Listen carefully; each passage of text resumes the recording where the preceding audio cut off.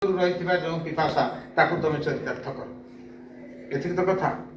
ଏବଂ ଯାଉଛି ମୁଁ ଆପଣଙ୍କ କଲେଜକୁ ଆସିଛି, ଆପଣ କ'ଣ ମୋତେ ଖାଲି ଦେବେ? ଖାଲି ହାତରେ ଛାଡ଼ିବେ? ମୋତେ ଗୋଟେ ମେମେଣ୍ଟୋ, ଲାଲି କହିଲା ମେମେଣ୍ଟୋ, ସେଇଟା ଗୋଟେ ସ୍ମୃତି ଚିହ୍ନ।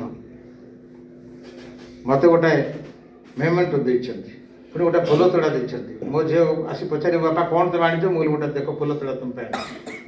ତେଣୁ ସେତେବେଳେ ଯାଉଛି ଖାଲି ହାତରେ ଯିବ ନାହିଁ, ପୁଣି ମା ଲକ୍ଷ୍ମୀକି ଦେଖିବ। ଖାଲି ହାତରେ ଯିବ? କର ପଲ୍ଲବେ ନିହାର ମୁକ୍ତା ଧରି ଉପହାର। କର ପଲ୍ଲବ, କର ମାନେ ହାତ, ପଲ୍ଲବ ମାନେ ପତ୍ର। ପ୍ରକୃତିର ହାତ ହେଉଛି ପଲ୍ଲବ ମାନେ ପତ୍ର। ରାତିରେ କାକର ବିନ୍ଦୁ ପଡ଼ିଥିଲା ସେ ପତ୍ର ଉପରେ। ସକାଳୁ ସକାଳୁ ସୂର୍ଯ୍ୟଙ୍କ ରକ୍ତିମ କିରଣ ପଡ଼ିଯାଇଛି ଏବଂ ସେ କାକର ବିନ୍ଦୁ ଦେହରେ ଯେତେବେଳେ ରକ୍ତିମ କିରଣ ପଡ଼ିଛି ସେଟା ମୁକ୍ତା ଭଳିଆ ଖାଲି ଝଟକୁଛି। ପ୍ରକୃତି ରାଣୀ ଆଣିଛି ମା ଜଗଜ୍ଜନନୀ ଲକ୍ଷ୍ମୀ ଠାକୁରାଣୀ ସୀତାଙ୍କୁ ମୁକ୍ତା ଦେଇ ଉପହାର କରିବ। ଗୋଟେ ଏଡ଼େ ବଡ଼ ଲୋକ ଘରକୁ ଯିବ, ସେ ଡାକିଛି ତୁମକୁ ଖାଇବା ପାଇଁ ଇନଭିଟେସନ୍ ଦେଇଛି, ତୁମେ କ'ଣ ସାଧାରଣ 100 ଟଙ୍କା 200 ଟଙ୍କା ଦେଇଦେବ କି? କିଛି ନହେଲେ ତା ଝିଅକୁ ଗୋଟେ ମୁକ୍ତାର ଗୋଟେ କାନଫୁଲ ଦେବ। ଇଏ ସେମିତି ପ୍ରକୃତି ଆସିଛି ମୁକ୍ତା ଧରିକି। କର ପଲ୍ଲବେ ନିହାର ମୁକ୍ତା ଧରି ଉପହାର।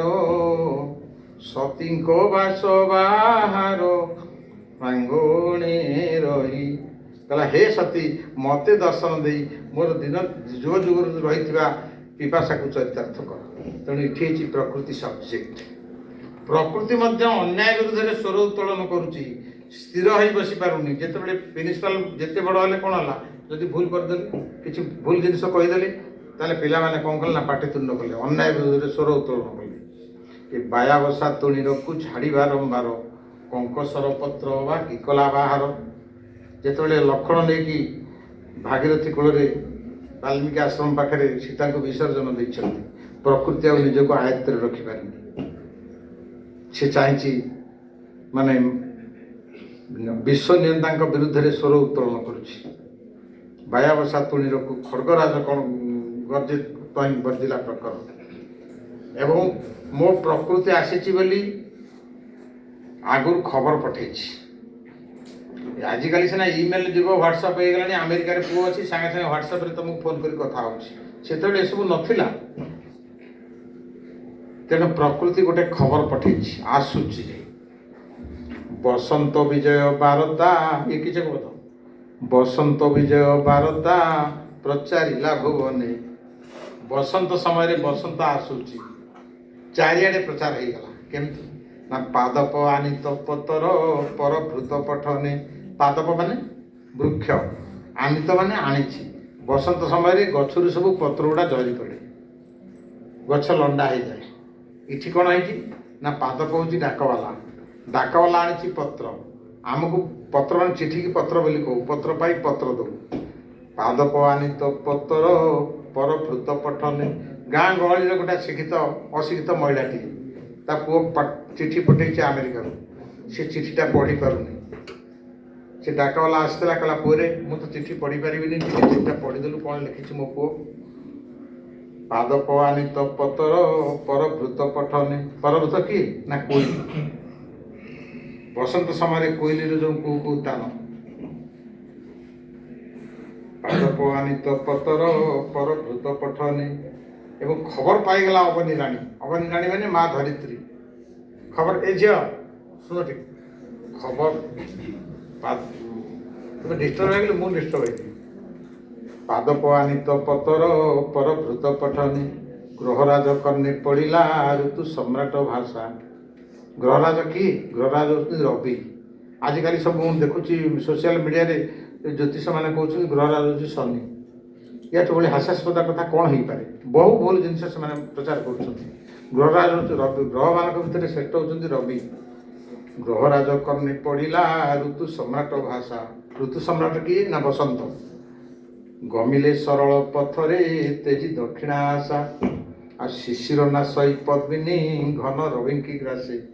ଏଣୁ ଋତୁପତି ନାମରେ ରବି ରହିଲେ ତ୍ରାସେ। ଏ ଯେଉଁ ମକର ସଂକ୍ରାନ୍ତି ଆସୁଛି, ସୂର୍ଯ୍ୟଙ୍କର ହେଇଯିବ ଉତ୍ତରାୟଣ।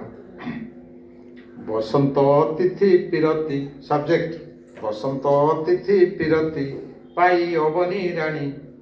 ମା ପୃଥିବୀ ରାଣୀ କ'ଣ କଲା ନା ବସନ୍ତକୁ ଅତିଥି ରୂପେ ପାଇଛି। ବୈଶାଳୀ ମ୍ୟାଡ଼ାମ୍ କ'ଣ କରିବେ? ପାର୍ଥସାରଥୀ ଆସୁଛନ୍ତି ଆମ କଲେଜକୁ, ସେ କ'ଣ କରିବେ ନା ଡାଇନିଂ ଟେବୁଲ୍ ଉପରେ କିଛି ଭଲ ଭଲ ଜିନିଷ ଖାଦ୍ୟ ରଖିବେ ନା ନାହିଁ।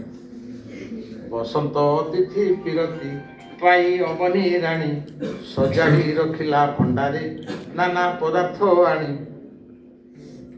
ବସନ୍ତ ସମୟରେ ସବୁ କ'ଣ ହୁଏ ନା ତରଭୁଜ, ଆମ୍ବ, ପଣସ ଏସବୁ ହୁଏ। ଏହା ହୁଏ ନା ନାହିଁ? ଦେଖନ୍ତୁ କେମିତି ମ୍ୟାଚ୍ କରିଛି ଗଙ୍ଗାଧର କୋଟି କୋଟି ଦଣ୍ଡବତ। ତରଭୁଜ, ଆମ୍ବ, ପଣସ ନାନା ଖାଦ୍ୟ ସମ୍ଭାର, ଉପହାର ପାଇଁ ଜଳ ଫୁଲ ମାଣିକ୍ୟ ହାର। ଏବଂ ଯେତେବେଳେ ସେ ଖାଇସାରିବେ ତାଙ୍କୁ ଉପହାର ଦେଇ ଛାଡ଼ିବେ। ଇଏ ହେଉଛି ପ୍ରକୃତି ସବଜେକ୍ଟ, ପ୍ରକୃତି ଜୀବନ। ଆଚ୍ଛା ଠିକ୍, ଆପଣ ଆସିବେ ତ? ହଁ ଆପଣ ଆସିଲେ ମୁଁ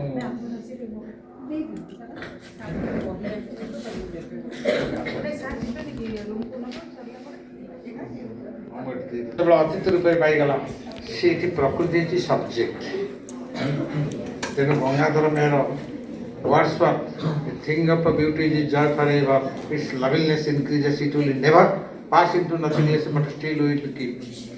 Wordsworth, କିନ୍ତୁ Wordsworthକୁ ବହୁ ଗୁଣରେ ବଳି ଯାଇଛନ୍ତି ଗଙ୍ଗାଧର। ସମଗ୍ର ବିଶ୍ୱ ସାହିତ୍ୟରେ ଗଙ୍ଗାଧର ମେହର ଏକ ସ୍ଥାନ ପାଇବା ପାଇଁ ମରୁଦା, ଯିଏକି ପ୍ରକୃତି ପାଇଁ। ଏବଂ ଆହୁରି ଗୋଟେ ଜିନିଷ ହେଉଛି ଗଙ୍ଗାଧର ମେହର ସାଧାରଣ ଜନତା ତାଙ୍କ ଉପରେ ମଧ୍ୟ ଦୃଷ୍ଟି ପଡ଼ିଛି। ଯେଉଁମାନେ ସବୁ ଆଜିକାଲି ଲାଞ୍ଚଖୋର ସବୁ କର୍ମଚାରୀ, ତାଙ୍କୁ ମଧ୍ୟ ସେ ଛାଡ଼ି ନାହାନ୍ତି। ଭ୍ରମଣ ଖର୍ଚ୍ଚ ପାଇଁ ପାଇଥାଏ ଭତ୍ତା, ଏଣେ ମୋଡ଼ୁଥାଏ ଦରିଦ୍ରଙ୍କ ମଥା, କରୁଥାଏ କ୍ଷମତାର ଅପବ୍ୟବହାର, ତାକୁ ମଧ୍ୟ ବୋଲିଥାନ୍ତି ଧର୍ମ ଅବତାର। ତେଣୁ ସିଏ ମଧ୍ୟ ଧର୍ମ ଅବତାର, ତାକୁ ଆମେ କହୁଛେ।